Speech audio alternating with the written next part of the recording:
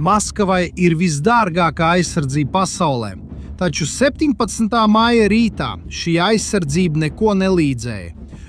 Vairāk nekā 1000 Ukrainas dronu gandrīz 24 stundas pēc kārtas šķērsoja Krievijas galvaspilsētas debesis.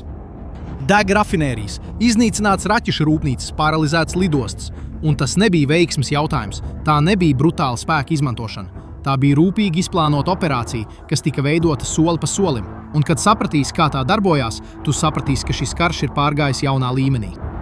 Bet pirms es izskaidroju, kas notika tajā naktī, tev ir jāsaprot viena lieta. Jo nesaprotot to, uzbrukums šķiet kaut kas neiespējams. Godīgi sakot, zināmā mērā tas arī bija. Redzi, Krievija gadiem ilgi būvēja neredzamu sienu ap Maskavu. Slāņi pēc slāņiem ar radiolokatoriem, pārtvērēja raķetēm un iekārtām, kas uzrauga un bloķēja jebkādus draudus no gaisa.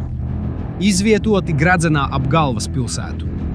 Neviena cita pilsēta pasaulē nav tik labi aizsargāta. Puķins ieguldīja miljardus, lai nodrošinātu, ka neviens drons, neviens raķete, neviena gaisa draudi nepietuvojas Kremli. Krievijas valdības pils, Putina varas sirds. Un viņš tam ticēja, patiesi ticēja, ka Maskava ir neaizskarama, ka vairogs ir perfekts, ka karš var iznīcināt Ukrainu, bet nekad nenonāks līdz viņa durvīm. Putins iebruka Ukrainā, cerot, ka tas būs kā ātrs parāde. Bet pēc 4 gadiem mēs redzam kaut ko pavisam citu. Tagad tieši Maskava mostas no sprādziena trokšņa. Apstājies un padomā. Miljardi tika ieguldīti dārgākajā vairogā uz planētas. Tas tika izstrādāts, lai notriektu dronus, kas maksā mazāk nekā parasta automašīna. Tu jau iedomājies, kā tas beigsies, vai ne? Patiesībā šī pārliecība bija lielākā Putina stratēģiskā kļūda 4 gadu kara laikā. Un tas nav pirmo reizi vēsturē, kad absolūtā vara sabrūk tieši pārliecības dēļ, ka tā ir neuzvarama. Kamēr viņš būvēja vairogu, Ukraina pētīja katru tā plaisu. Padomā, ja tu gribētu pārvarēt pasaulē blīvāko pretgaisa aizsardzību, kur tu sāktu? Ukrainas atbilde pārsteidza visus. Dažas stundas pirms pirmie droni pacēlās gaisā, Maskavas ielās notika kas neparasts. Aģenti no grupas Ateš, kas ir pro-ukrainiska pretošanās kustības tīkls un darbojas pašā Krievijas teritorijā, klusām pārvietojās pa Puķilkovo, Komunarkas un Domoģiedovas rajoniem. Bija augsts agrs rīts. Ielas bija tukšas. Nebija redzami ne formas, tērpi, ne ieroči, tikai darbarīki. Un pārliecība, ka tas, ko viņi darīs šajā naktī, atvērs Maskavas debesis 100 dronu. Viņu mērķis nebija karavīri, bet gan sakaru torņi. Torņi, kas no ārpuses izskatījās parasti, bet iekšpusē slēpa elektroniskos moduļus, kas bija atbildīgi par zemu lidojošu objektu noteikšanu. Tādi kā droni, un šos datus reāli laikā pārsūtīt Maskavas pretgaisa aizsardzības sistēmām. Kad šie torņi tika iznīcināti, daļa Maskavas debesu kļuva akla. Atvērās neredzami koridori. Un tieši pa šiem koridoriem droni arī iekļuva. Putins uzbūvēja pasaulē dārgāko vairogu. Taču pašā pilsētā bija cilvēki, kuri bija gatavi to atslēgt no iekšpuses. Tad ieradās droni. Un tas, kas notika nākamajās stundās, tevi pārsteigs. Bija 2 naktī, kad Maskavas reģionā tika dzirdēti pirmie sprādzieni. Tie nebija 10 dronu. Tie bija 100. Viņi turpināja ierasties gandrīz 24 stundas pēc kārtas. Krievija mēģināja reaģēt, aktivizēja visu, kas tai bija. Galu galā Krievijas aizsardzības ministrija paziņoja, ka vienā dienā ir notriekusi vairāk nekā 1000 dronu. Lielākais reģistrētais skaits kopš kara sākuma, taču tomēr mērķi dega. Bet vai zini, kas patiesībā tajā naktī Maskavā dega? Atbildu uz šo jautājumu ir arī atbildu uz citu, daudz lielāku jautājumu. Vai Krievija joprojām spēja uzturēt šo karu? Pēc uzbrukumiem kļuva pavisam skaidrs viens. Atšķirībā no Krievijas, Ukraina tur nedevās, lai terorizētu civiliedzīvotājus. Ukraina devās izjaukt pat detaļai rūpnīcu, kas ražo Krievijas karu. Pirmais mērķis bija rūpniecības komplekss Elma Zelenograd. Nedaudz vairāk nekā 30 km attālumā no Maskavas centra. Iedomājies veselu rajonu, kas veltīts Krievijas ieroču smadzeņu ražošanai. Vairāk nekā 150 uzņēmumu vienā kompleksā, kas ražo sensorus, optiskās sistēmas, precīzijas instrumentus. Detaļas, kas nonāk raķetēs, kuras krīt uz Ukrainas pilsētām. Tajā rītā oranžas liesmas izgaismoja tumšo Zelenogradas debesis. Un melnu dūmu kolonna pacēlās visēkām. Kompleks Noudegā. Drīz pēc tam tika skarts uzņēmums Angstrems. Tas ražo mikroprocesorus un pusvadītājus. Komponentes, bez kuriem Krievijas precīzijas raķete nedarbojas. Ukrainas drošības dienestam iznīcināt Angstrem nozīmē iznīcināt raķešu, kas nogalina Ukrainas civiliedzīvotājus ražošanas līniju. Bez mikroshēmām nav raķešu. Bez raķetēm Krievijas uzbrukuma spējas sāk samazināties. Padomā par ķēdes reakciju. Bez mikroshēmām raķešu rūpnīca apstājas. Bez raķetēm lidmašīnas neuzbruk. Bez gaisa uzbrukumiem spiediens uz Ukrainu samazinās. Mikroshēmu rūpnīcas iznīcināšana Maskavā tieši ietekmē to, kas pēc dažām nedēļām krīt uz Ukrainas pilsētām. Bet Ukraina vēl nebija galā. Dubnā tika ziņots, ka operācijas mērķis bija Raduga raķešu izstrādes centrs. Šī ir vieta, kur krievu inženieri projektē spārnotās raķetes. Tās pašas, kas dažas dienas iepriekš tika palaistas pret dzīvojamām ēkām Ukrainā. Ja tas apstiprināsies, Ukraina nebūtu uzbrukusi tikai raķetēm, tā būtu uzbrukusi prātam, kas tās rada. Un tad nāca nafta. Maskavas naftas pārstrādes rūpnīca, viena no 10 lielākajām valstī, kas ir atbildīga par 40% visa galvaspilsētas reģiona degvielas, tika trāpīta. Iedzīvotāji filmēja no ārpuses. Liesmas pacēlās virs mūriem, melni un biezi dūmi.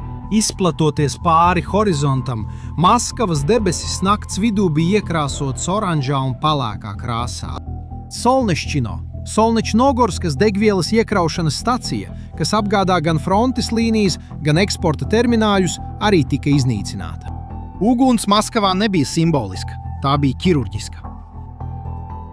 4 gadus tie bija ukraiņi, kas pamodās no šīs skaņas. Tagad pirmo reizi maskavieši saprata, ko nozīmē skatīties debesīs ar bailēm. Un haoss neaprobežojās tikai ar naftas pārstrādes rūpnīcām.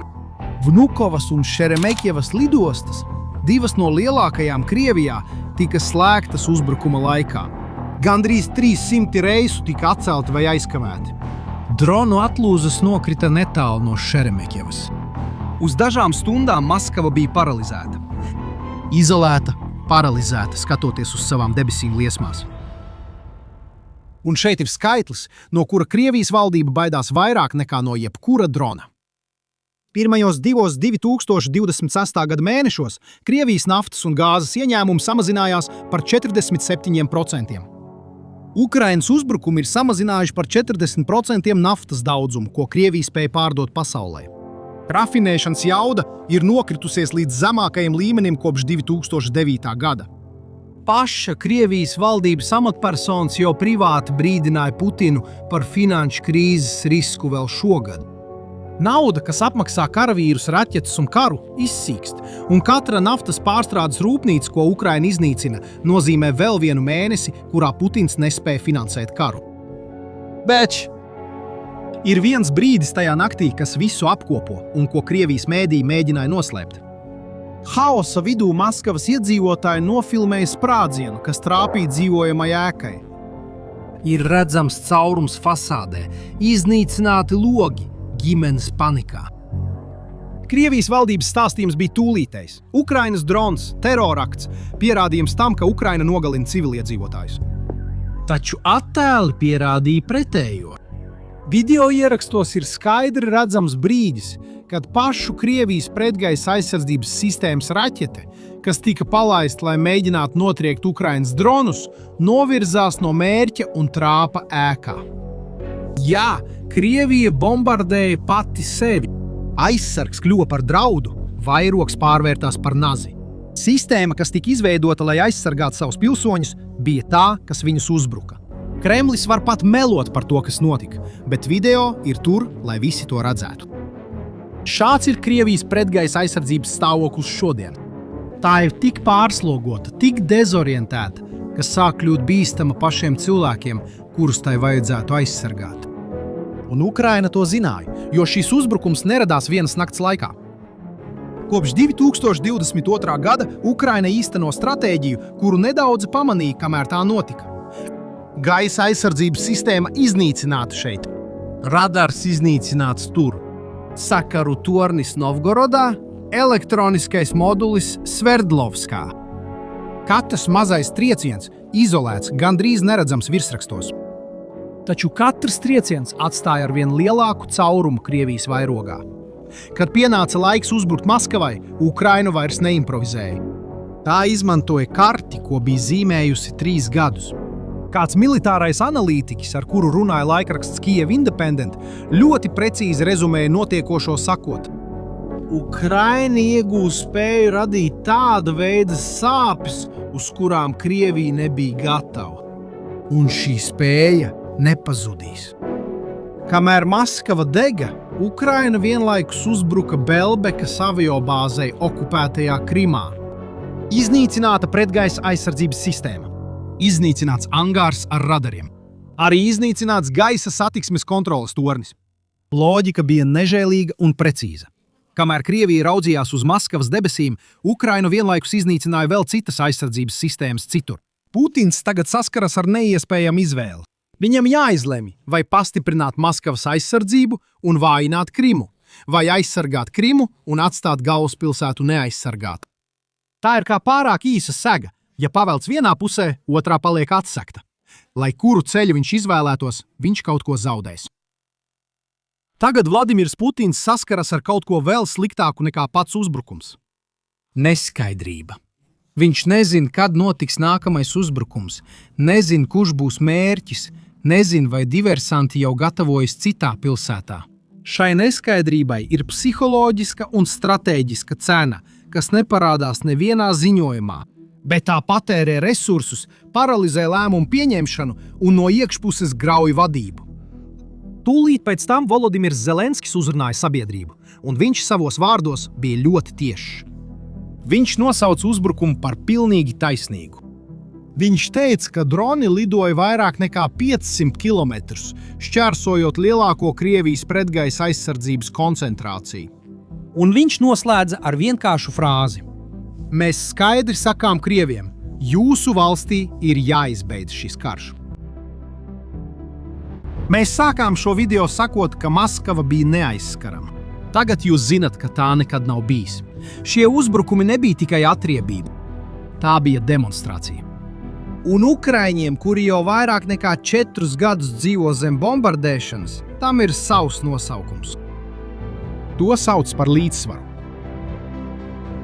Ukraina ir parādījusi, ka Krievijā vairs nav drošu vietu.